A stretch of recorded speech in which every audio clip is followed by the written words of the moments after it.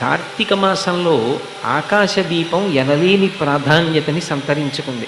ఆకాశదీపము అని అష్టదళ పద్మము ఏ రీతిగా ఉంటుందో అలా ఒక కొత్త బట్ట మీద 8 దీపములు చుట్టూ ఉంచి మధ్యలో ఒక ప్రత్యేకమైనటువంటి పెద్ద దీపాన్ని వెలిగించి అది ఒక చిన్న పేటిక యందు అమర్చి ఎత్తైనటువంటి స్తంభం, సాధ్యమైనంత వరకు యజ్ఞయాగాది క్రతువులలో ఉపయోగించడానికి యోగ్యమైనటువంటి స్తంభములు ఏ ఉంటాయో అటువంటి స్తంభాన్ని నాటి దానికి ఆకాశదీపాన్ని ఎక్కిస్తారు. అనంతుడై ఆకాశస్వరూపుడై ఉంటే ఆయనకి నేను కదులుతూ ఊగుతున్నటువంటి దీపాన్ని ఆకాశదీపంగా అమర్చాను అని నమస్కారం చేస్తారు.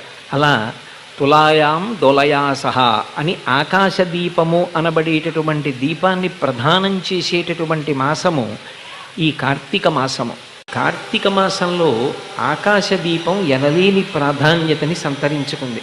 ఆకాశదీపము అని అష్టదళ పద్మము ఏ రీతిగా ఉంటుందో అలా ఒక కొత్త బట్ట మీద 8 దీపములు చుట్టూ ఉంచి మధ్యలో ఒక ప్రత్యేకమైనటువంటి పెద్ద దీపాన్ని వెలిగించి అది ఒక చిన్న పేటిక యందు అమర్చి ఎత్తైనటువంటి స్తంభం, సాధ్యమైనంత వరకు యజ్ఞయాగాది క్రతువులలో ఉపయోగించడానికి యోగ్యమైనటువంటి స్తంభములు ఏ ఉంటాయో అటువంటి స్తంభాన్ని నాటి దానికి ఆకాశదీపాన్ని ఎక్కిస్తారు. అనంతుడై ఆకాశస్వరూపుడై ఉంటే ఆయనకి నేను కదులుతూ ఊగుతున్నటువంటి దీపాన్ని ఆకాశదీపంగా అమర్చాను అని నమస్కారం చేస్తారు.